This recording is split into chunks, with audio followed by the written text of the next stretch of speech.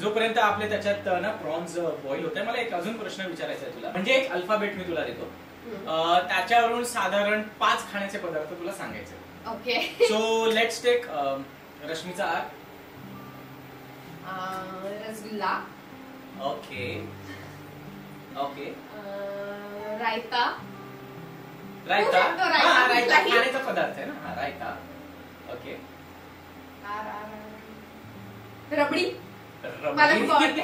वा nice, good going. अजून 2. अजून 2 ना, अशा वेळी आठवत नाही बघ.